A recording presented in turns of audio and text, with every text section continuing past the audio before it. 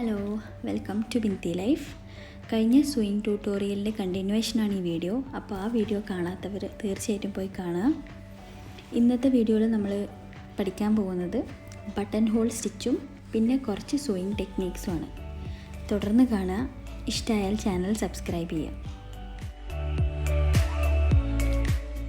ആദ്യം നമുക്ക് നോർമൽ സ്റ്റിച്ചിന് വേണ്ടിയിട്ടുള്ള ഫൂട്ട് മാറ്റി ബട്ടൺ ഹോളിൻ്റെ ഫൂട്ട് ഇടാം. ഫൂട്ട് മാറ്റിയിടാൻ നിങ്ങൾക്ക് അറിയില്ല എന്നുണ്ടെങ്കിൽ ഇതിന് മുന്നേ ഞാൻ ബിഗിനേഴ്സിന് വേണ്ടി ചെയ്ത സൂയിങ് റിലേറ്റഡ് വീഡിയോ ഈ വീഡിയോയുടെ കൂടെ കൊടുക്കാം ഡിസ്ക്രിപ്ഷൻ ബോക്സിൽ. അത് കണ്ടു കഴിഞ്ഞാൽ നിങ്ങൾക്ക് വ്യക്തമായിട്ട് മനസ്സിലാവും.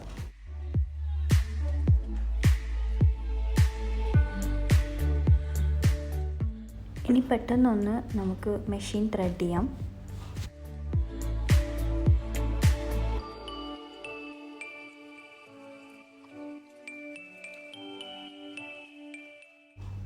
ഈ മെഷീൻ്റെ റെഗുലർ സ്റ്റിച്ചിനെ പറ്റിയിട്ടും സിഗ്സാഗ് സ്റ്റിച്ചിനെ പറ്റിയിട്ടും ഇതിന് മുന്നേ ഞാൻ ചെയ്ത വീഡിയോയിൽ പറയുന്നുണ്ട്. ഇനി നമുക്കിതിൻ്റെ നമ്പർ 1 താഴെയുള്ള ഈ 3 ബട്ടൺ ഹോളിൻ്റെ സ്റ്റിച്ചിനെ പറ്റിയിട്ട് കൂടുതൽ നോക്കാം. ഫോർ എക്സാമ്പിൾ, നിങ്ങളൊരു ഷർട്ട് എടുത്ത് നോക്കുകയാണെങ്കിൽ നിങ്ങൾക്ക് മനസ്സിലാവും, മേലെയും താഴെയും ഓരോ ചെറിയ ലൈനും ഇടത്തും വലത്തും ഓരോ നീളത്തിലുള്ള ലൈനുമാണ് നമുക്ക് കാണാൻ പറ്റുക. അപ്പോൾ നിങ്ങൾ ഈ കാണുന്ന ഈ എ സി ഉണ്ടല്ലോ, ഈ എ സിയിലാണ് മേലത്തെയും താഴത്തെയും ആ ചെറിയ ലൈന് നമുക്ക് തരിക. അതുപോലെ ബി എന്ന് പറയുന്നത് താഴേന്ന് മേലേക്ക് റിവേഴ്സിൽ മേലേക്കുള്ളൊരു ലൈൻ, ലെഫ്റ്റ് സൈഡിലുള്ള സ്റ്റിച്ചാണ് ബിയിലേക്ക് നമ്മൾ ഡയൽ തിരിച്ചു കഴിഞ്ഞാൽ നമുക്ക് കിട്ടുക. അതുപോലെ ഡിയിലേക്ക് ഡയൽ തിരിച്ചു കഴിഞ്ഞാൽ മേലേന്ന് താഴേക്കുള്ള റൈറ്റ് സൈഡിലെ സ്റ്റിച്ചാണ് നമുക്ക് കിട്ടുക. ഒരു സാമ്പിളിന് ഒരു ഫാബ്രിക്കിൽ നമുക്കൊന്ന് ബട്ടൺ ഹോൾ സ്റ്റിച്ച് ഇട്ട് നോക്കാം. അതിന് ഞാനിവിടെ ഒരു റെഗുലർ ഒരു ബട്ടണാണ് എടുത്തിട്ടുള്ളത്. ബട്ടൺ നിങ്ങൾ ഈ തുണീൻ്റെ മേലെ വെച്ചിട്ട് അതിൽ നിന്ന് കുറച്ചൊരു 1/2 സെൻറ്റിമീറ്റർ മേലെയും 1/2 സെൻറ്റിമീറ്റർ താഴെയായിട്ട് ഓരോ ലൈന് മാർക്ക് ചെയ്യാം. ഈ 2 ലൈനാണ് നമുക്ക് എ സി സ്റ്റിച്ച് എടുക്കേണ്ടത്. അതുപോലെ നമ്മൾ സെൻറ്ററിലൊരു ലൈന് വരുന്നത് ബട്ടൺ ഇടാനുള്ള ഹോളാണ്. അപ്പോൾ അതിൻ്റെ അപ്പുറത്തും ഇപ്പുറത്തുമായിട്ടാണ് നമുക്ക് ബിയും ഡിയും വേണ്ടത്. ആദ്യം നമുക്ക് എ സി സ്റ്റിച്ച് ഇട്ട് നോക്കാം. അപ്പോൾ ഞാൻ മേലേന്നാണ് കേട്ടോ തുടങ്ങുന്നത്. അപ്പോൾ എ സിയിലേക്ക് ഡയൽ വെച്ചതിന് ശേഷം ആ ലൈൻ മേലെയുള്ള ലൈനിൽ നിങ്ങൾ ഫൂട്ട് വെച്ചിട്ട് ഒന്ന് അടിച്ചു നോക്കുക.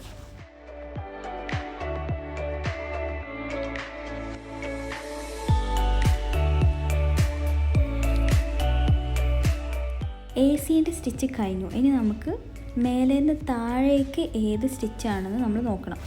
അത് വരുന്നത് ഡി ആണ്. ഡിയിൽ പക്ഷേ റൈറ്റ് സൈഡിലെ സ്റ്റിച്ച് ഇടുക. എൻ്റെ നീഡിൽ ലെഫ്റ്റിലുള്ളത്. അപ്പോൾ ഒന്ന് ഈ നീഡിലിനെ റൈറ്റിലേക്ക് ആക്കിയതിന് ശേഷം ഡിയിലേക്ക് ഡയൽ തിരിച്ചിട്ട് അടിച്ചു നോക്കാം.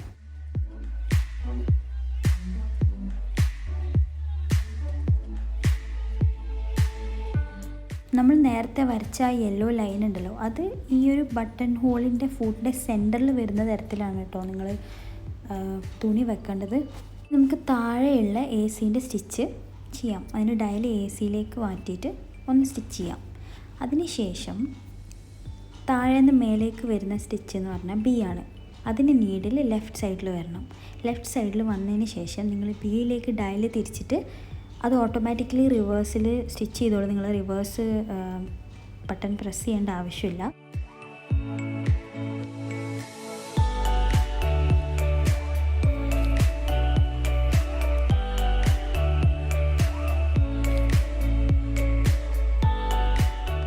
അങ്ങനെ നമ്മുടെ ബട്ടൺ ഹോൾ സ്റ്റിച്ച് ഇവിടെ ആയിട്ടുണ്ട്.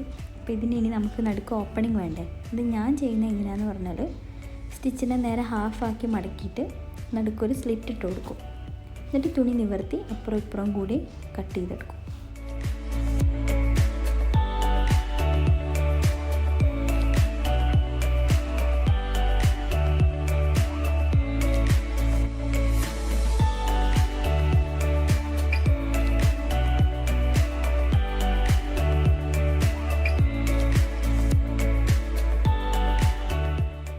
പിന്നെ എൻ്റെ സൂയിങ് മെഷീനിൽ ഞാൻ പറഞ്ഞ പോലെ ബേസിക് ആയിട്ടുള്ള സ്റ്റിച്ച് മാത്രമല്ലേ ഉള്ളൂ.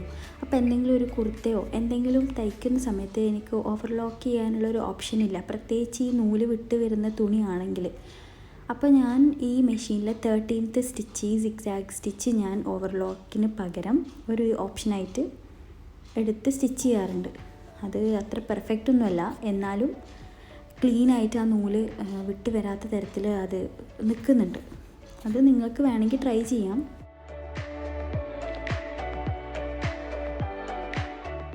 ഇനി ഞാൻ കാണിക്കാൻ പോകുന്നത് എന്താണെന്ന് വെച്ചാൽ, ഇൻ കേസ് നിങ്ങളൊരു ഫ്രീ സൈസ് ആയിട്ടുള്ളതോ അല്ലെങ്കിൽ ഓവർ സൈസ് ആയിട്ടുള്ള എന്തെങ്കിലുമൊക്കെ ഒരു മെറ്റീരിയൽ വാങ്ങി അതിൻ്റെ സ്ലീവ് ഭയങ്കര വലുതാണ്. അപ്പോൾ നിങ്ങൾക്ക് 2 ഓപ്ഷൻ ഉണ്ട്. ഒന്നുകിൽ ആ സ്ലീവ് മുഴുവൻ നിങ്ങൾ ഓൾട്ടർ ചെയ്ത് നിങ്ങൾക്ക് ഫിറ്റായിട്ട് അടിക്കാം, അല്ലാന്നുണ്ടെങ്കിൽ സ്ലീവിൻ്റെ അറ്റത്ത് എലാസ്റ്റിക് വെക്കുക.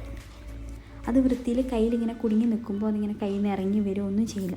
അപ്പോൾ അതെങ്ങനെയാണ് നമുക്ക് സ്റ്റിച്ച് ചെയ്ത് എടുക്കാൻ നോക്കാം.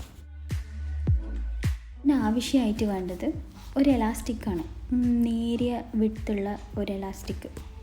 എലാസ്റ്റിക് വെക്കാനായിട്ട് ഞാൻ 2 രീതിയാണ് ഉപയോഗിക്കുക. ഒന്നുകിൽ ആദ്യം ഫാബ്രിക് ഒന്ന് മടക്കി അടിച്ചതിന് ശേഷം എലാസ്റ്റിക് ഒരു സേഫ്റ്റി പിന്ന് വെച്ച് കോർക്കുക, അല്ലാന്നുണ്ടെങ്കിൽ എലാസ്റ്റിക്കിൻ്റെ ഒരറ്റം ഫാബ്രിക്കിൻ്റെ ഒരറ്റത്തേക്ക് സ്റ്റിച്ച് ചെയ്തതിന് ശേഷം എലാസ്റ്റിക് വലിച്ച് പിടിച്ച് മടക്കി അടിക്കുക.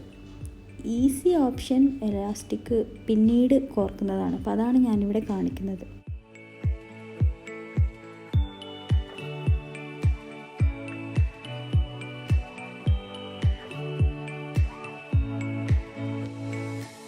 ഞാനിന്ന് സ്ലീവ് അടിച്ച് കാണിക്കാൻ വേറൊരു കാരണം കൂടിയുണ്ട്. സ്വിങ് മെഷീൻ്റെ ഈ കമ്പാർട്ട്മെൻറ്റ് നിങ്ങൾ സ്ലിപ്പ് ചെയ്ത് ഊരിയെടുത്ത് കഴിഞ്ഞാൽ ഫ്രീ ആമെന്ന് പറഞ്ഞിട്ട് ഒരു ഫീച്ചർ നമുക്ക് കിട്ടും. അതായത് സ്ലീവിൻ്റെ ട്യൂബ് അല്ലെങ്കിൽ പാൻറ്റിൻ്റെ ട്യൂബ്, അതായത് ആ ഒരു കുടുങ്ങി നിൽക്കുന്ന ഭാഗങ്ങൾ, നമ്മൾ അടിക്കാൻ ഉദ്ദേശിക്കുന്ന മെറ്റീരിയലിൻ്റെ കുടുങ്ങി നിൽക്കുന്ന ഭാഗങ്ങൾ ഈസി ആയിട്ട് അടിക്കാനുള്ളൊരു ഓപ്ഷനാണ്. നിങ്ങൾക്കത് നൂലയച്ചിട്ടൊന്നും ചെയ്യേണ്ട. ഇൻ കേസ് നിങ്ങൾക്കത് മടക്കി അടിക്കാനോ മറ്റോ ഉണ്ടെങ്കിൽ നിങ്ങൾക്ക് ആ ഒരു ട്യൂബ് ഉണ്ടല്ലോ, അത് ഈ ഫ്രീയാമിലേക്ക് ഇട്ട് കഴിഞ്ഞാൽ നിങ്ങൾക്ക് തീരെ ബുദ്ധിമുട്ടില്ലാതെ അടിച്ചെടുക്കാൻ പറ്റും. ഫ്രീയാം ഉപയോഗിച്ച് നമുക്ക് ഈ സ്ലീവ് ഒന്ന് അടിച്ചെടുക്കാം.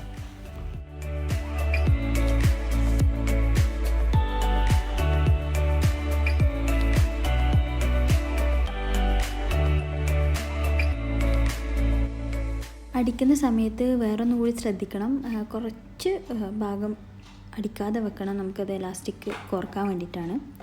ഇനി ഒരു നീളമുള്ള എലാസ്റ്റിക്കിൻ്റെ അറ്റത്ത് സേഫ്റ്റി പിന്ന് കുത്തി ആ ഒരു അടിക്കാതെ വെച്ച ഭാഗത്തൂടെ നമുക്ക് കോർത്തെടുക്കാം. ഇനി ഈ 2 എലാസ്റ്റിക് കൈ കൊണ്ട് പിടിച്ചിട്ട് നമ്മൾ ആ സ്ലീവിലൂടെ കൈയിട്ട് നമുക്ക് കംഫർട്ടബിൾ ആയിട്ടുള്ള ടൈറ്റ്നെസ് നോക്കി അതിനനുസരിച്ച് എലാസ്റ്റിക് മുറിച്ച് കെട്ടിക്കൊടുക്കുക. ഇത് നിങ്ങൾക്ക് ഏത് സ്ലീവിലും ചെയ്ത് നോക്കാം. ഞാൻ എൻ്റെ കുർത്തയുടെ സ്ലീവിലൊക്കെ ഇങ്ങനെ ചെയ്ത് നോക്കിയിട്ടുണ്ട്. അപ്പോൾ നിങ്ങളും ട്രൈ ചെയ്ത് നോക്കുക.